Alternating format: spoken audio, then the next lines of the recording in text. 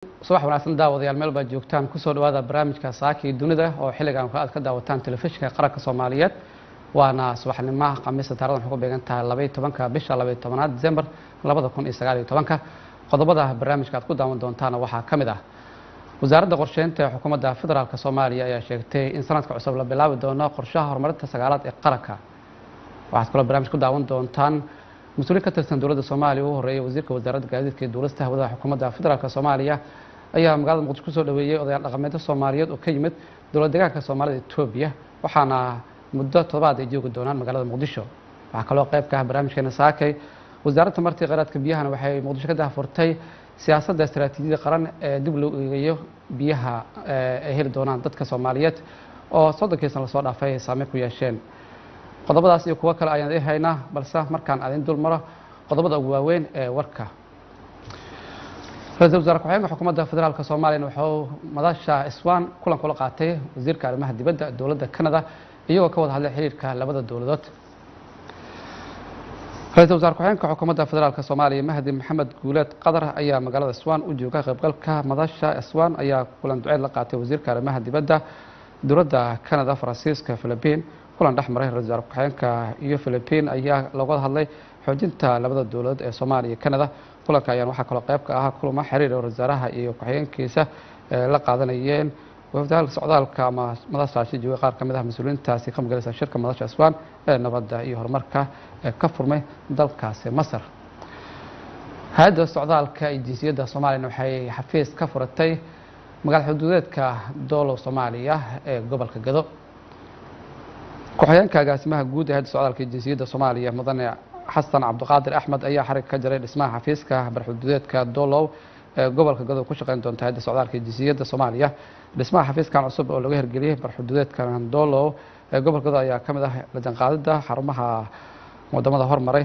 sida lagu dhisayo loona qameeyo qaabka casriga waxaana qayb ka ah horumarinta hay'adda socdaalka iyo jinsiyadda ku wado xafiisyada ay ka furnayso guud ahaan gobolada dalka ugu dambeyntiina bulshada dalka Britain ayaa saak u dareeray codbixinta dhismaha golaha doorashada golaha deegaanka shacabka magaalada Britain ama dowladda Ingiriiska ayaa saak u dareeray codbixinta doorashadan oo markii ugu horeysay muddo 100 sano la qabanayo bishii December ayaa waxa daba joogta doorashooyinkii hore uga dhacay dalkaasi Britain sanadkii 2015 ilaa iyo 2017 goobaha codbixinta oo gaaraya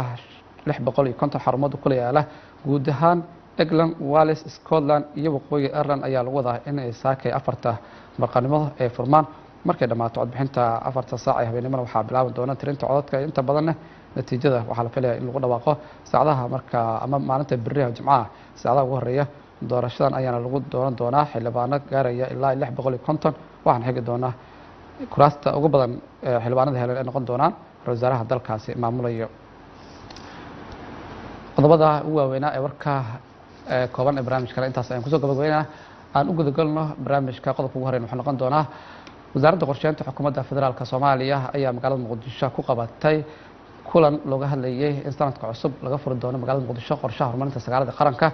waxaa warbaahinta qaranka la hadlay agaasimaha guud ee wasaaradda qorsheynta xukuumadda federaalka Soomaaliya wuxuu sheegay ahmiyadda uu leeyahay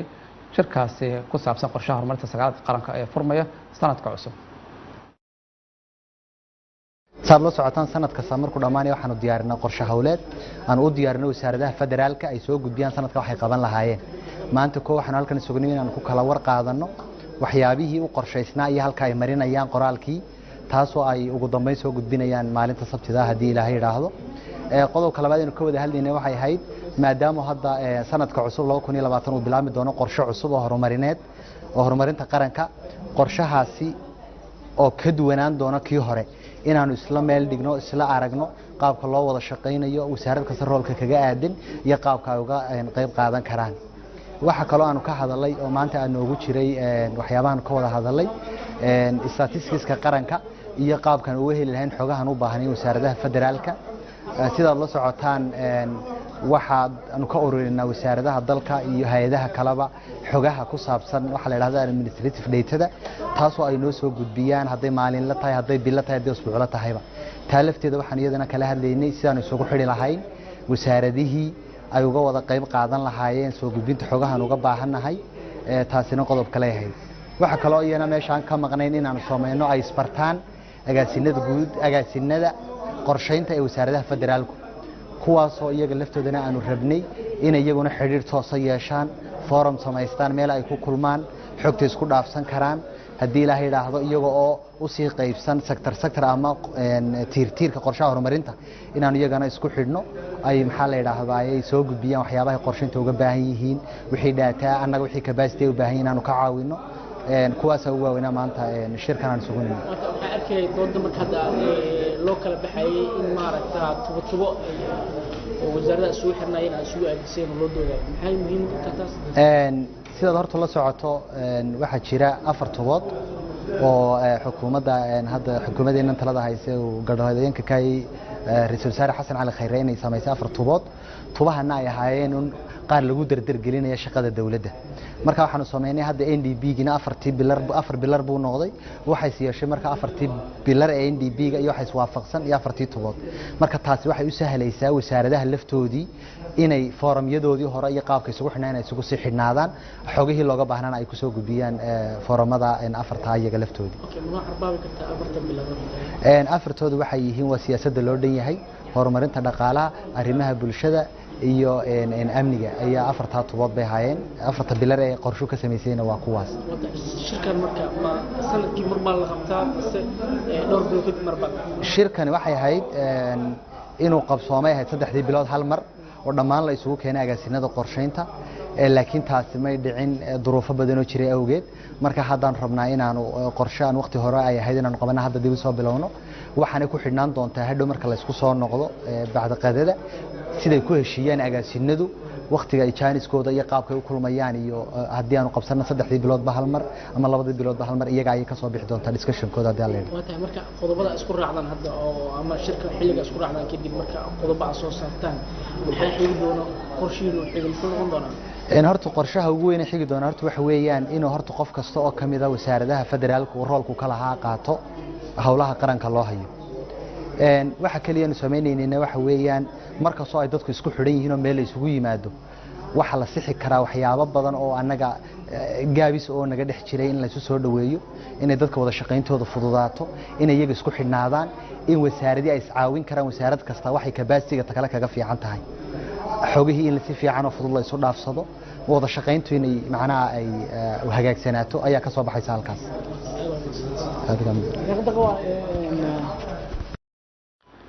kaasi wuxuu ahaa agaasimaha guud ee wasaaradda qorsheynta xukuumadda federaalka Soomaaliya ka warbixinayay sanadka cusub in la bilaabayo qorshaha horumarinta sagaalada ee qaranka guud ahaan dalka markaana dowladda Soomaaliya mas'uuliin ka tirsan oo hogaaminaya wasiirka wasaaradda gaadiidka iyo duulista hawada xukuumadda federaalka Soomaaliya ayaa magaalada Muqdisho ku soo dhaweeyay odayaal dhaqameedyo Soomaaliyeed oo ka yimid magaalada Jigjiga ee dowlad deegaanka Soomaalida Itoobiya waxaana kulankaasi oo ka dhacay magaalada Muqdisho ee ka hadlay qaar kamid ah odayaasha dhaqanka Muqdisho ku nool iyo waliba mas'uuliyiintii ama goladyada ka yimid dalkaasi Itoobiya waxayna sheegeen inay ka dhigan tahay mar kale dhaqanka ama duubabka Soomaaliyeed ee kulan isdhexgal qaataan inay kamid tahay waxyaabaha dalkeena dhaqamada hore lagu yaqiinay waxaana kulankaas ka hadlay qaar kamid ah odayaasha dhaqanka iyo safiirka dowladda Soomaaliya u fadhiya dowladda Itoobiya u fadhiya ayraada Soomaaliya ambassador Jamaaluddin iyo wasiirka wasaaradda gaadiidka iyo duulista hawada xukuumadda federaalka Soomaaliya Maxamed Cabdullaahi Salaad Omar waxaana hadalladooda kamid ahaa magacay waa garaad kulmiye garaad maxamed garaad dool wiilwaal waxaan aad ugu faraxsanahay waxaa la yidhaahaa saalixiin nin baa loo salaamay ragga waaweyn baan salaamay oo wasiir Omar iyo ambassador Jamaaluddin Mustafa iyo sheekh Axmed Cumar Jees abtigay iyo dhammaan wasiir ku-xigeenada iyo safiirada howlwadeennada safaaradda waxaa idinku salaamay assalaamu calaykum waraxmatullaahi wabarakaatu waxaan aad ugu faraxsanahay martiqaadka aad noo samayseen oo kii aynu isu lahayna ee walaalnimo iyo ehelnimo aad baan ugu faraxsannahay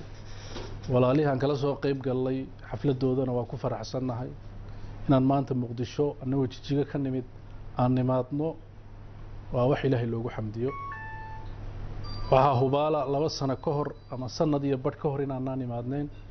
isbedelka Itoobiya ka dhacay prime minister ku wado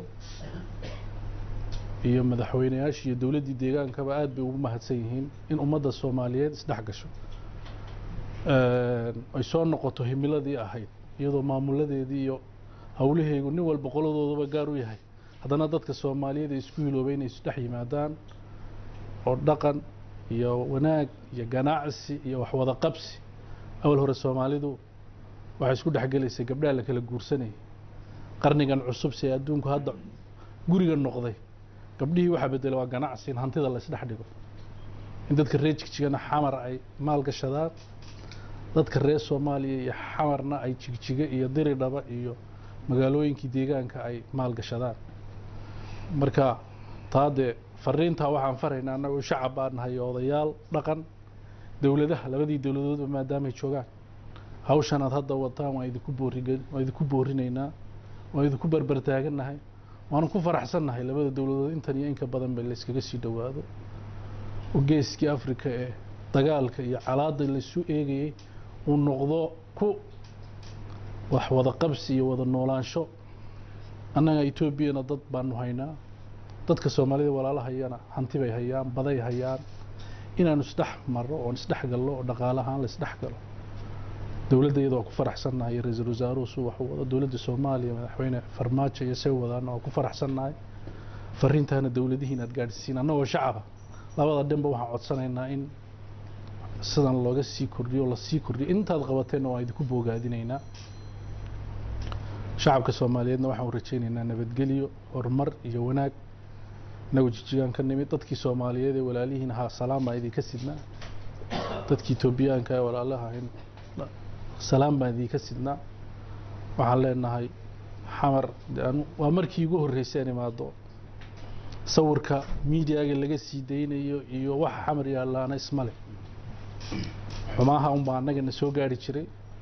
kindi dadku inay nool yihiin oo dhaqaale yaalo oo kala socoto magaalada waa aragnay ilaahay waxaan uga rajaynaynaa inta yar ee nabadgelyada aan aynu ilaahay ka kaafiyo ilaahayna waan u baryaynaa wixii taa kule aan ka geysan karnaa walaalaha waan ka geysanaynaa hadal badan ma yaalo wasiir Omar iyo safiirka iyo wasiir ku-xigeenada cimri dheer iyo caafimaad dawladdiinana ilaahay tii khayr ka ummadda Soomaaliyeed wanaag u horseeday inuu ilaahay ka dhigo annaguna salaan iyo wanaag baan geynaynaa iyo fariintaanu halkan ka aragnay bulshada xaggan joogta ee ka soo qayb gashayna waxaan leeyahay ilaahay cimri dheer ha idin siiyo saad noo soo dhaweyseen ilaahay jannada ha idinku soo dhaweeyo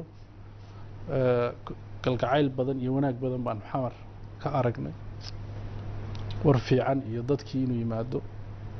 si gaarana waxaan noo codsanaynaa wasiirkiina uu joogaa ambassadorkiina uu joogaa flightki Jigjiga iyo xamar inuu bilowmo waa ogahay dhankii Jigjiga talaabooyin la wado oo hawlihii la wado in la dedejiyo baan codsan lahayn magacaygu waa Suldaan Jaamac Xasan Ibraahim أولاً waxaan rabaa inaan ka bilaabo salaanta islaamka assalaamu calaykum waraxmatullaahi wabarakaatuh waftiga dhaqanka ee inooga yimi dowlad deegaanka Soomaalida ee uu hogaaminayo garaad kulmiye garaad maxamed garaadool wiilwaal waxaan leeyahay soo dhawaada waftigoo dhan baan soo dhawaynaynaa waxaan ka mahad celinaynaa ajiibada aad soo ajiibteen martiqaadka uu fidiyey wasiir maxamed cabdullaahi Omar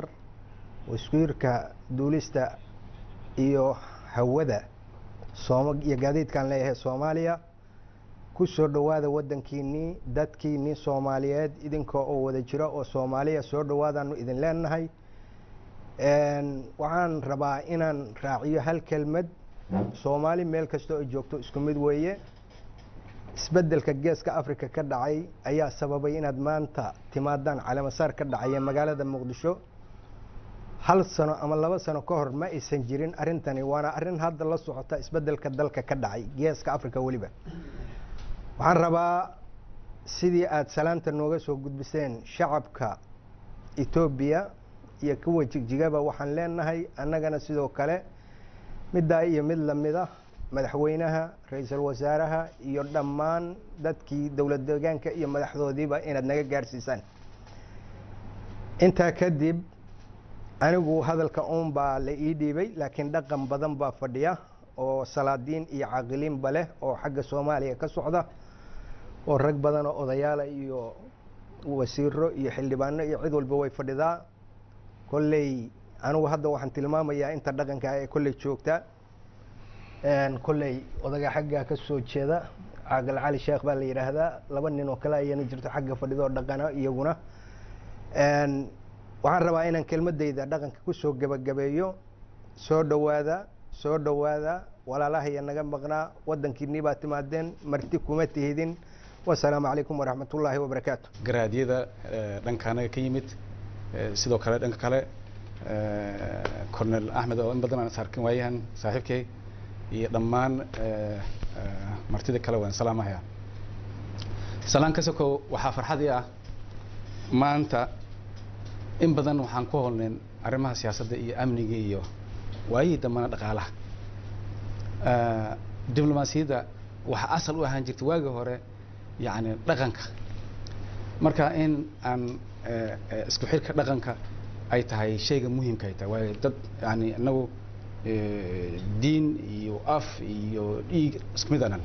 marka in la isdhex galo oo yani heerkaas iyadoo ay la isdhex galo wax la heli kara maaha marka anigu waxay tahay yani public diplomacy halku dambeysay ayay waftiga hogaaminayay garaad kulmiye farxad weyn bay tahay ku soo dhawaada xamar waxa waaye waa caasimadiina labaad dadkan aad arkaysaan dalka iyo dadka waa la leenahay dawladahana kala duwan marka soo dhawaada waxaan u mahadnaqayaa dawladda Soomaaliyeed iyo qolada kale martida oo aydan sida ay idin soo dhaweeyeen waa bilow waan xoojinaynaa wax loo baahan yahay waxa waaye waxa aan isku mid ka nahay inaan xoojino aad ma sinta diinta ah ee uu hogaaminayo garaad kulmiye in aan maanta ku soo dhaweyno magaalada Muqdisho caasimadda wadanka Soomaaliya waxaan kaloo aad ugu faraxsanahay in deegaanka salaadiintu ay ka timid aynan ku salaysneen qabiil aynan ku salaysneen ay ku kulmeen dhammaan qaybaha kala duwan ee ummadda Soomaaliyeed ee dhinacaasi dago anigoo ku hadlaya magacayga magaca wasiirada halkan fadhiya magaca xukuumadda dhammaan waxaan runtii idinku soo dhaweynaynaa gacmo furan waxaan idin sheegaynaa dad la soo dhaweynayo guri kale lagu soo dhaweynayo ma tihdin maanta xamar baad joogtiin annaga iyo idinku u simannahay gurigiinaad joogtiin runtii waxaan aad ugu faraxsanahay sida dhaqanka aad wadatiin aan runtii aad isugu xirantihiin oo ku faraxsanahay taasna waxay ka turjumaysaa nabadda aad haysatiin waxa keenaya waa isku xirnaanta aad isku xirantihiin innaga alxamdulillaah dhinaca nabadda hadda waan fiicannahay inkastoo Allah u naxariiste xalay dad ay naga dileen qolada argagixisada ah nabadiidka ah ee dhibka ku hay dawladda Soomaaliyeed ummadda Soomaaliyeed shacabka muslimiinta iyo humanitieska dhammaan dhibka ku hayso tacsiye ayaan u direynaa intii dhimatayna Allah u naxariisto intii dhaawacana Allah u boogadhayo waan idin soo dhaweynaynaa waxaan rajaynaynaa kan bilowgii ugu horeeyay imaashihiina inuu noqdo waxaan filaynaa insha Allah tacaala idinka iyo salaadiintiina dhinacan idinka soo jirta inaad aad isugu xirmi doontiin oo haddaba tilaabo fiican aheedo Soomaaliya idil ay ku faraxsan tahay inay meeshaasi ka sii hana qaadi doonto haddii Ilaahay ka raali noqdo isku furnaanta deegaanka iyo halkan insha Allah diyaaraddu mar hore aan rabnay inay bilaabato Muqdisho iyo Jijjiga haddana way bilaabanaysaa waxaan rajaynaynaa bishan aan ku jirno ee December dhexdeeda inay bilaabato schedule-ka mar hore inoogu jirtay maalin kasta hadda waan ka shirnaa khayr Allah siiyo safiir kaliya ma waa nabadoon runtii arrimahana aad iyo aad buu uga daldaleelaa uga shaqeeyaa isku xirka labada dhinac dadka shacabka sida safiirada kale oo kale noomaaho isaga saaxiib baan nahay oo aad buu noogu xiran yahay arrimahana uu ku dadaalaa marka isagana waa runtii ku mahadsan si fiican buu idin matalaa innagana uu na matalaa markuu halka jiro marka oo ku faraxsanahay noo soo dhawaada inkastoo degdeg ku tegaysiin waxaan jeclaan lahayn inaan sii weynino oo salaadiinta kale oo dhan aan keenno laakiin safarkiinaa degdeg ah noo soo dhowaada kaasi wuxuu ahaa wasiirka wasaaradda gaadiidka iyo duulista hawada xukuumadda federaalka Soomaaliya Maxamed Cabdullaahi Salaad Omar oo kulan soo dhaweyn u sameeyay odayaal dhaqameedka Soomaaliyeed oo ka yimid magaalada Jigjigaha ee dowlad deegaanka Soomaalida Itoobiya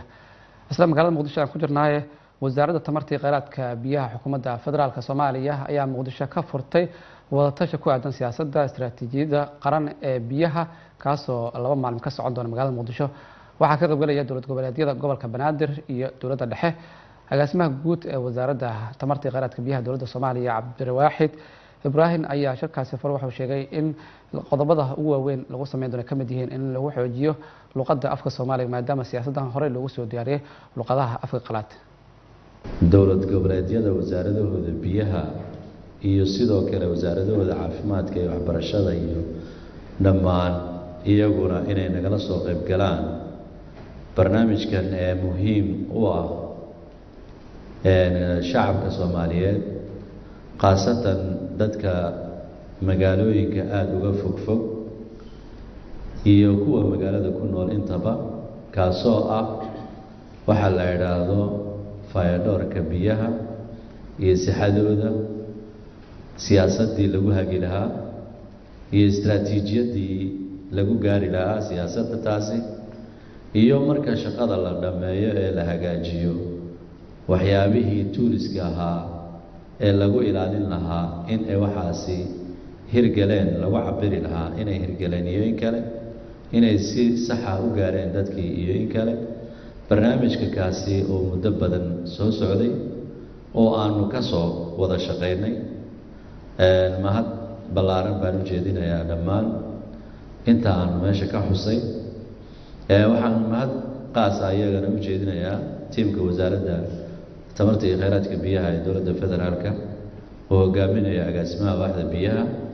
iyagoo isku hawlay barnaamijka kana taabageliyey suurageliyey maanta inaanu halkaa u fadhiisanno maanta na soo gaarsiiyey heerka ka aanu dib ugu eegayno vershankii Soomaaliga ahaa ee xaaladda maanta marxaladda uu marayo siyaasadda fayadhoorka biyaha iyo istiraatiijiyadiisa iyo emanigiisii meesha uu marayo runtii aad bay u mahadsan yihiin iyaguna hadda kadib barnaamijkan maanta wuxuu noo socon doonaa 2 cisho 2 cisho waxaa lagu gorfayn doonaa barnaamijka meesha uu joogay oo ay noo ahayd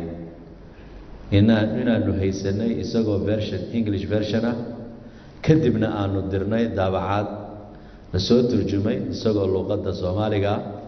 maanta waxaanu eegaynaa bal luqaddii Soomaaliga ahayd ee lagu soo turjumay bal inay kaasi sax tahay iyo inay wax ka qaldan yihiin inay labadaasi version ay iswaafaqayaan iyo in kale inahaas ayaanu ka shaqayn doonaa 2 cisho ee maanta aanu joogno dadka ehelka u ahaana ee shaqada faraha kula jiray ee howlwadeenada ka ahaa ee wasaaradaha kala duwan heer federaal iyo heer kaasi stateba ay wada joogaan runtii ujeedadaas markaanu ka gudubno yacni hawsha aanu ka soo qabanay haddaan in yar aan dib u eegno barnaamijka la yidhaahdo yacni wash sector policy and strategy an M&E framework waxay ahayd shaqo aada u fog ee bilaamatay 2016 ilaa iyo 2017 ee dib ay nooga dhacday ee aanu cusboonaysiinay 2018 ayaan dargelinay isagoo drafti ahaa oo meel yacni yaalla ee hore loo dhaqaajin kari waaye runtii waxaan u mahadcelinayaa hay-adda jamciyadda qurumaha ka dhaxaysa ee UNICEF iyada ayaa ahayd hay-adda nagu dhiirigelisay ee supportiga naga siisay nagana ogolaatay inay garab naga siiso arrinka kan maantana uu suuro galo waxaa markaasi aanu u hayrgaraynay qof consultant ah ninkaa consultantiga uu ka soo shaqeeyey uu soo develop gareeyey draftigii uu horeeyey buu keenay consultation baanu gelinay consultationkii kadib haddana waxaanu meesha ka soo saarnay baan dib ugu dirnay ninkii odayga ahaa wuu soo celiyey haddana meeting baanu galnay meetingkaasi haddana waxaa ka soo baxay iyadana haddana in yar oo kale haddana dib baan ugu celinay haddana wuu keenay haddana meeting kale aanu galnay meetingkii saddexaad finalization baanu ku samaynay waanu final garaynay intaasoo dhan laakiin wuxuu ku socday English version buu ku socday markaa wixii ka dambeeyey waxaa loo baahday in luqadda afka Soomaaliga loo turjumo loo celiyo kadibna luqadii baanu u turjunay marka annaga ka wasaarad ahaana waan fariisanay laakiin waxay laga marmaan noqon weyday in dhammaan stakeholderska arrinka naga wada dhaxeeyaan inay iyaguna ay contributionkooda iyo aragtidooda ay ka soo dhiibtaan sixitaanka iyo wax ku daridda iyo wax ka bedelidaba ay lahaadaan si ay berritooda u fududaato shaqooyinka inoo harsan ee wash policy-ga maxaa inoo harsan marka wash policy haddaanu annaga hadda aanu dhammayno qaybtan ee afka Soomaaliga ah ay ku turjumaan waxa kaliya inoo harsanaa waxa ay tahay laba shay oo qura mid waxa weeyaan inaanu qaadno oo aanu geyno guddi hoosaadka golaha wasiirada ee arrimaha bulshada inaanu hor dhigno presentation aanu ka diyaarino documentigina aanu qaybino golahaasi wasiiradana ay soo akhriyaan kadibna ay isku waafaqaan guddiyadaasi ee golaha wasiirada waxaa ku jira wasiiradaha line ministry-ga ka ah wash policy-ga ama interministerial wash committee-ga waxa weeyaan waa guddiga hogaaminaya barnaamijka washka la yiraahdo ee line ministry-ga waxa weeyaan wasaaradda biyaha wasaaradda qorsheynta wasaaradda waxbarashada caafimaadka haweenka wasaaradda howlaha guud wasaaradda gargaarka intaasoo dhan waxay isugu jiraan interministerial wash committee inta technicalka ah ayaa haddana wasiiradahooda ayay guddiga waxay ku wada jiraan la yiraahdo guddi hoosaadka golaha wasiirada ee arrimaha bulshada ka marka iyaga ayaa difaacaya mar alla marka kaasi ay soo bandhigaan kadibna waxa kaliya inoo harsanaa waxay tahay inaanu geyno golihii wasiirada ahaa ee dhammaan lagu wada kulmayey oo ra'iisul wasaaraha jeergareynayay kaabaa la wada fariisan doonaa kadibna waa la ansixin doonaa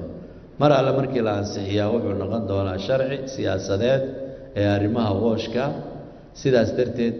ayaa wuxuu noqon doonaa mid lagu camal falo barnaamijkan marka aanu diyaarinaynay waxaa jiray iyadana dhinaca kale waxaa ka socday waxaa la yidhaahdo diyaarinta yacni qorshaha qaranka ee guud ee sagaalaad ee wasaaradda qorsheynta ay waday innaguna align baanu kaga yeelnay in marka kaasi ay iswaafaqaan istaraatiijiyadda annagu washka aanu ka leenahay iyo qorshahaasi guud ee qaranka inuu noqdo mid isla shaqaynaya ee wada socon kara waxaa kala jira iyadana waxaa imaan doonaa koldhow oo aanu horumarin doonaa hadduu ilaahay idmo waxaa la yidhaahdo qorshaha guud ee biyaha dalka national water resource strategy plan ayaa isagana imaan doona kaasoo isagana yacni noqon doona kani index yacni washka istaraatiijiyadiisii waa mid yar laakiin kan biyaha ayaa weyn wuxuu noqon doonaa un qayb ka mid ah oo marka kaasi isagana washka kaasi isagana istaraatiijiyadda weyn ee biyaha dalka waxay waafaqsanaan doontaa qorshaha qaranka sagaalaad ee guud intaasoo dhan waxay noqon doonaan kuwa isla soconay marka faa'iidooyinka marka la ansixiyo maxay tahay waxay faa'iido u tahay dhammaan stakeholderska ka shaqaynaya washka hadday noqon lahayd hay-adaha UN-ka hadday noqon lahayd dowladaha caalamiga ah ee deeq-bixiyaasha ah ee nasiya deeqda kuna aadan sectorka washka la yidhaahdo ayay faa'iido u leedahay maxaa weeyaan faa'iidada ay u leedahay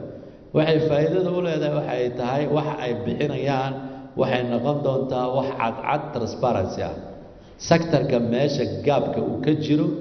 ayay cover garayn doonaan iyadoo istaraatiijiyadda sectorka 5 sano ee soo socota la eegay marka gaabkaasi marka ay cover gareeyaan waxaana xaqiiq ah markaasi in ay haystaan waxa lagu cabirayo waxa kan inay hagaageen iyo inay meeshii lagu talagalay ay gaartay arrimaha kan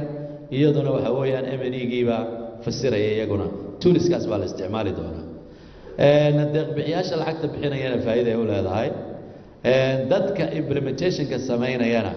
faa'iido ay u leedahay oo ah shaqadii qabanaya shaqadaasi lama qaban karo ilaa istaraatiijiyadda policy-ga iyo istaraatiijiyadda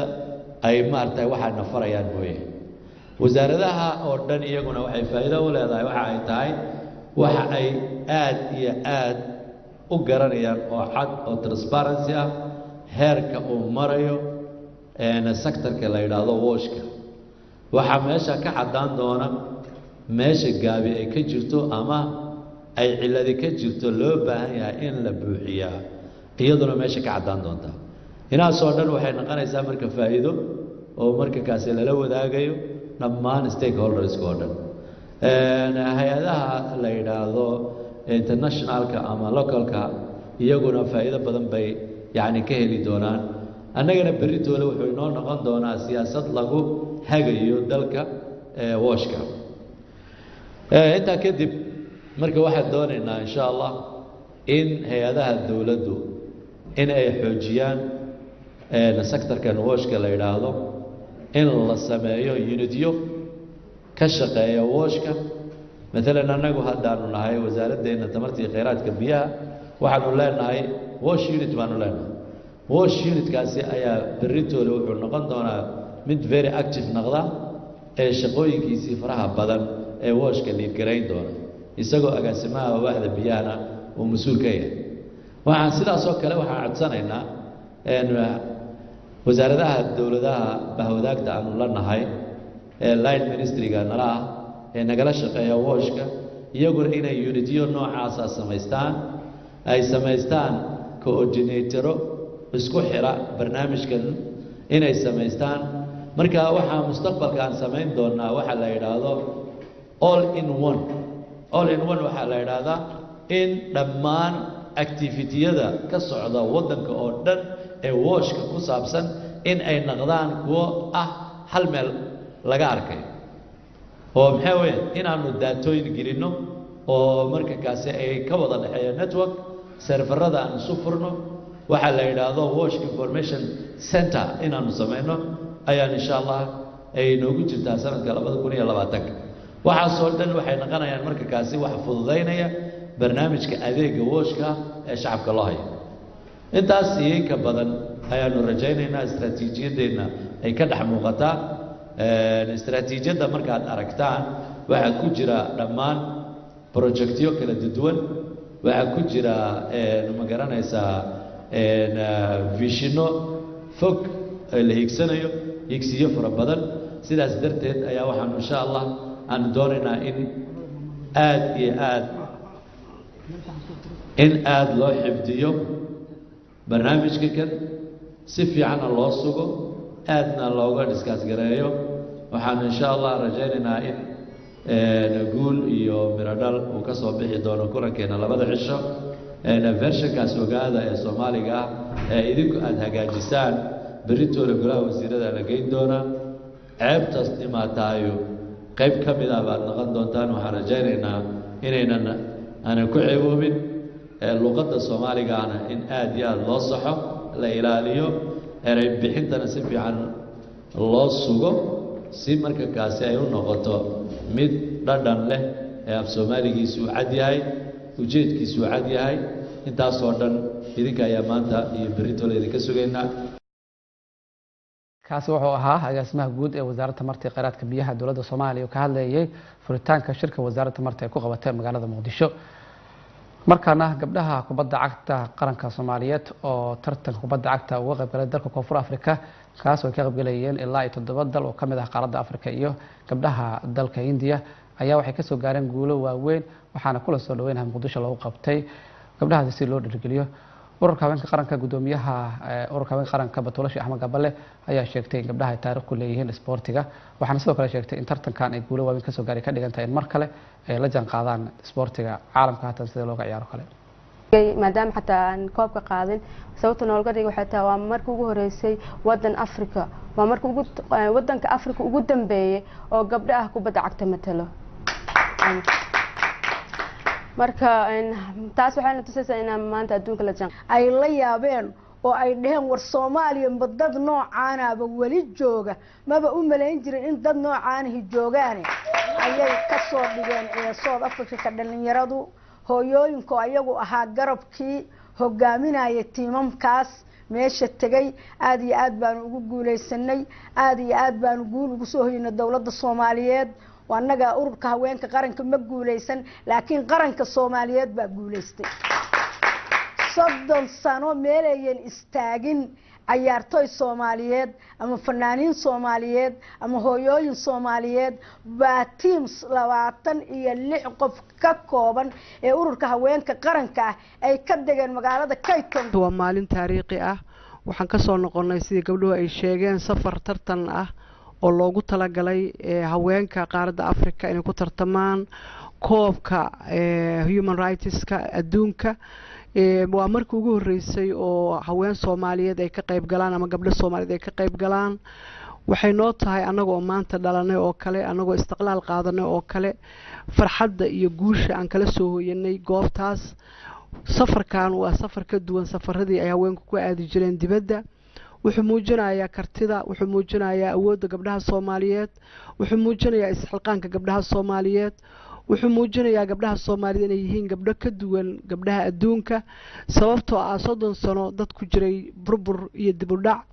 waxay muujiyeen inay la tartamaan wadamo aan burbur gaarin wadamo aan dhibaato ku dhicin wadamo sidii loo dhalay gabdhahaas ay ugu dhasheen iyo kuwa hooyooyinka iyo ayeeyooyinkood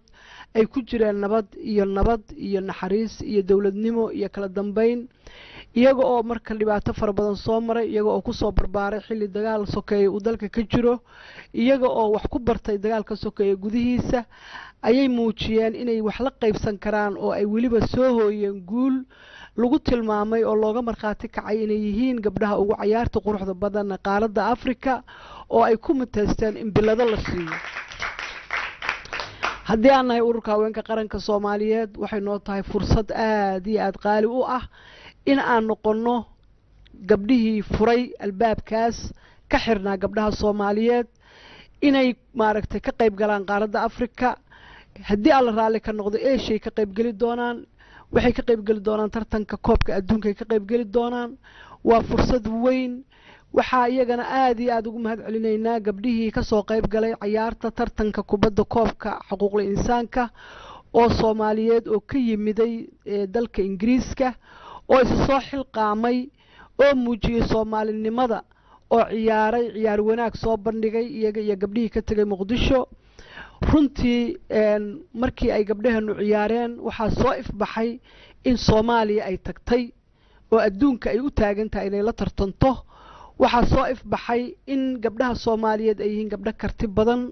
oo u adkaystay dhibaatooyinkii kadibna gaaray guul oo ka soo hooyay qaaradda Afrika safarkeenaasi saas ayuu u ahaa safar guuleed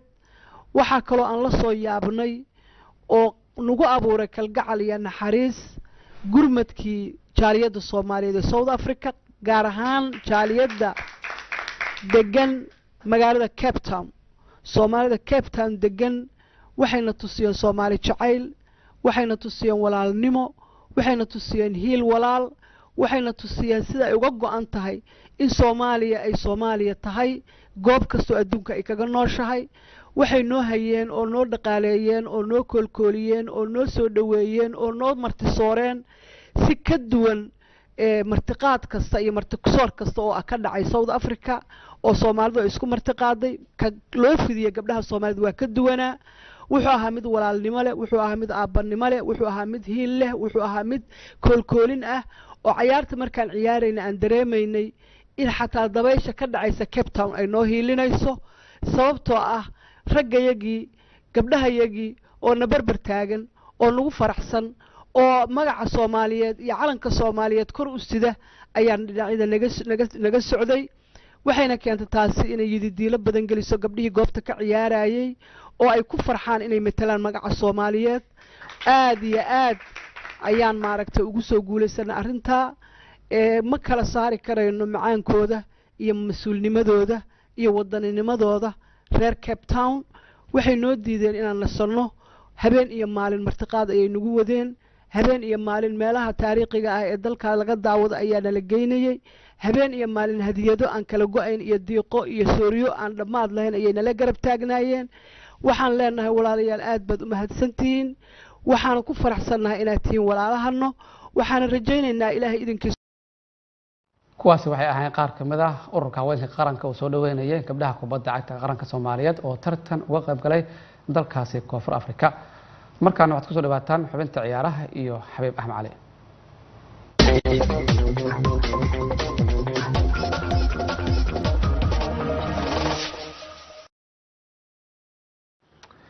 soo dhawaada saaxiibayaal dabcan waxaan idin wadaa dhowr qodob oo xiise xambaarsan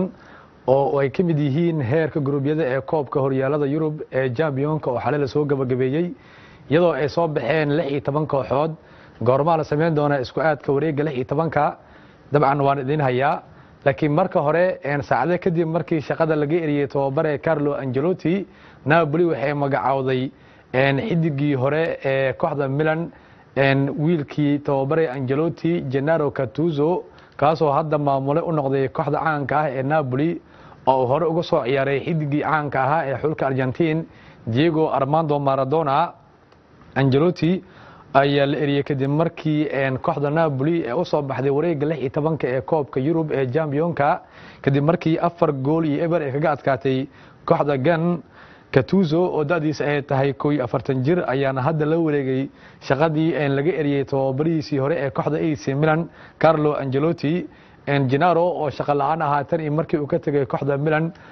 xagaagii la soo dhaafay ayaa tilmaamay inuu si adag u shaqeyn doono si ay kooxda Napoli guulo waaweyn u gaarto Napoli ayaana baahi weyn u qabtay ku guuleysiga horyaalka Italian Serie A oo aysan dhowr iyo 20 ama 20 iyo dhowr sano ka badan aysan ku guuleysan kooxda Napoli ayaa hadda fadhisa kaalinta 7aad ee kala sareynta horyaalka Italian Serie A waxayna 8 dhibcood ka hooseysa kooxda kaalinta 4aad ku jirta halka 17 dhibcoodna ee ka hooseysa kooxda horyaalka hogaaminaysa ee Inter Milan madaxweynaha kooxda Napoli Aurelio De Laurentiis ayaa qiray in taageerayaasha Napoli ay baahi weyn u qabeen macallin spirit badan oo uu ku tilmaamay inuu yahay Gennaro Gattuso oo uu tilmaamay inuu aaminsan yahay inuu kooxda guulo badan gaarsiin karo dhinaca kale kooxda Juve tababaraheeda Mauricio Sarri ayaa dalbaday in loo soo gacan geliyo xidiga xulka Italy iyo kooxda Chelsea Emerson Calcio Mercato ayaa lagu daabacay in tababare Sarri uusan la dhicin hab ciyaareedka xidiga xulka Brazil Alessandro waxaana la tilmaamay in hadda uu Janaayo doonayo in Chelsea uu kala soo wareego ciyaaryahan Emerson kaasoo hadda ka mid ah ciyaartooyda dambeedka bidix ee daafaca ka ciyaaray ee Yurub ugu fiican waxaa la sheegay in Chelsea aysan dhankeeda diyaar u ahayn inay iibiso ciyaaryahan Emerson oo da'diisa ay tahay 25 jir xidigan ayaa garoonka Chelsea guud ahaan xilligan u soo galay 12 ciyaarood waxaana uu tartan weyn kula jiraa xidiga xulka Spain Marco Alonso Lampard oo la aaminsan yahay in Janaayo la siin doono adduun ka badan 150 milyan ayaa la sheegay in uusan dabcan aqbali doonin inuu iibiyo ciyaaryahan Emerson oo kamid ah ciyaartooyda muhiimka ah ee kooxda ku ciyaartay Stamford Bridge dhinaca kale Chelsea tababaraheeda Lampard ayaa la tilmaamay in dhakiisa uu doonayo dhowr ciyaaryahan oo ay kamid yihiin Moussa Dembele Timo Werner iyo soo kale xidiga kooxda Crystal Palace Wilfried Zaha dhinaca kale tababaraha kooxda Paris Thomas Tuchel ayaa si weyn u canaantay xidigiisa xulka Faransa Kylian Mbappe labada dhinac ayaa isku dhacay kadib markii ay soo dhamaatay ciyaartii xiisaha badneed ee horyaalka dalka Faransa ee kooxda PSG 3 gool iyo gool ee kaga adkaatay kooxda Montpellier waxaa la tilmaamay in tababare Thomas Tuchel uu ka carooday habdhaqanka xidiga xulka Faransa Kylian Mbappe kaas oo carab weyn muujiyay kadib markii la bedelay dhamaadkii ciyaartaasi xiisaha badneed ciyaaryahan Mbappe ayaa la tilmaamay inuu yahay nin aad u caroodo marka la bedelo waxaana arrintan ka hadlay tababare Thomas Tuchel kaas oo dhankiisa sheegay inuu aad uga xumaaday xidiga xulka Faransa markii uu falcelin foolxun ka falceliyay bedelkii uu ka sameeyay kulankii Montpellier waa wax adag in ciyaaryahan walba haddii aad bedesho uu caroodo Kylian waxa uu ka mid yahay ciyaartooyda muhiimka ah ee kooxda PSG laakiin waa qasab inuu aniga iga dambeeyo oo go'aanadeeda ay noqdaan kuwa dhaqan gala ayuu sheegay tababaraha kooxda Paris Thomas Tuchel oo tilmaamay in dhammaan ciyaartooyda Paris ay waajib ku tahay inay ixtiraamaan isaga go'aankiisa maadaama uu yahay maamulaha kooxda ka dhisan horyaalka Faransa ee Ligue 1 ee PSG wuxuu tilmaamay in Kylian Mbappe uu yahay ciyaaryahan weyn oo fiican wuxuuna kula taliyay inuu isaga iyo ciyaartooyda kooxda PSG xushmeeyo maadaama ciyaaryahan walba oo kooxda ka tirsan uu baahi weyn u qabay inuu ciyaaro wuxuu xidigan u sheegay in haddii uu dabeecadan bedeli waayo inuusan noqon doonin ciyaaryahan weyn oo dunida qabsada waxaana uu tilmaamay in Kylian Mbappe hadda laga rajeynayo inuu noqdo mid ka mid ah ciyaartooyda waaweyn ee dunida u soo baxay ismarkaana bedeli doona labada ciyaaryahan ee Leo iyo Cristiano Ronaldo ugu dambeynna waxaa xalay la soo gabagabeeyay wareega guruubyada ee koobka horyaalada Yurub ee UEFA Champions League ciyaarihii xiisaha badnaa group A kooxda Real ayaa 3 gool iyo gool kaga adkaatay kooxda Club Brugge waxaana goolasha dhaliyay ciyaartooyda kale ah Rodrigo, Vinicius Junior iyo Luka Modric halka Paris 5 gool iyo eber ee ku xasuuqday kooxda Galatasaray waxaana goolasha kala qaybsaday Mauro Icardi, Pablo Sarabia, Neymar, Kylian Mbappe iyo soo kale Edinson Cavani Bayern 3 gool iyo gool ayay uga awood sheegatay kooxda reer England ee Tottenham Hotspur waxaana goolasha dhaliyay ciyaartooyda kale ah Kingsley Coman, Thomas Muller iyo Filippo Coutinho oo cadra dhigay Olympiacosna gool iyo eber ayay kaga adkaatay kooxda Crvena Zvezda laakiin kuma filnaan oo waxaa soo baxay labada kooxood ee Bayern iyo Tottenham oo soo baxay wareegga 16 ee koobkan Man City 4 gool iyo gool ayay ku xasuuqday kooxda Dinamo Zagreb waxaa 3 gool ama goolasha loo yaqaan hat-trick ansixiyay xidiga xulka Brazil Gabriel Jesus goolka afraad waxaa ku faryareystay xidiga da'yar ee Phil Foden Atlanta ayaa 3 gool iyo eber kaga adkaatay kooxda Shakhtar Donetsk halka Atletico Madrid groupka D ee 2 eber kaga adkaatay kooxda Lokomotiv Moscow kooxda tababare Simeone ayaa labada gool ka kala heshay labada ciyaaryahan ee Joe Felix iyo Felipe halka Juventus 2 eber iyana ay dirtay kooxda reer Germany ee Bayer Leverkusen waxayna goolasha ka kala heshay labada ciyaaryahan ee Cristiano Ronaldo iyo Gonzalo Higuain waxaa labada goolba baasay xidiga xulka Argentine Paulo Dybala waxaa hadda wareegga 16 ku soo baxay 16 kooxood waxaana kaalmaha koowaad ku soo baxay kooxaha kale Barca, Bayern Munich, Juventus, RB Leipzig, Liverpool, Man City, Paris Saint-Germain iyo Valencia halka kaalinta labaad ay ku soo baxeen kooxaha kale Atlanta, Atletico Madrid, Borussia Dortmund, Chelsea, Lyon, Napoli, Real Madrid iyo Tottenham Hotspur waxaa isku aadka wareegga 16 la sameyn doona isniinta oo taariikhda ay tahay 16 bishan December wuxuuna isku aadka ka dhici doonaa magaalada Lyon ee dalka Switzerland waxaana la filayaa inay isku beegmaan kooxo waaweyn maadaama dhowr kooxood ay ku soo kala baxeen kaalmaha koowaad iyo kaalinta labaad caawana sidoo kale waxaa la soo gabagabeyn doonaa heerka guruubyada ee koobka UEFA Europe League ciyaaro xiiso badan ayaana la ciyaari doonaa Rennes iyo Lazio, Arsenal iyo Standard League, Feyenoord iyo FC Porto, Espanyol iyo CSK Moscow, Wolfsburg iyo Saint Etienne, Roma iyo soo kale Wolfsburg, Wolverhampton iyo Besiktas halka kooxda caanka ah ee Man U caawa 5 saac beenimo garoonka Old Trafford ee kula ciyaari doonta kooxda reer Netherland ee AZ Alkmaar. Aydan ku eliyo Cabdiqaadir Shacab iyo qaybaha ka haray barnaamijka.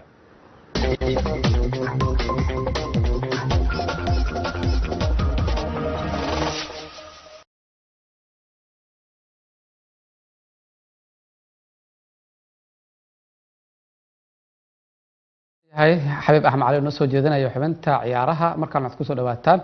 xubinta warka dibadda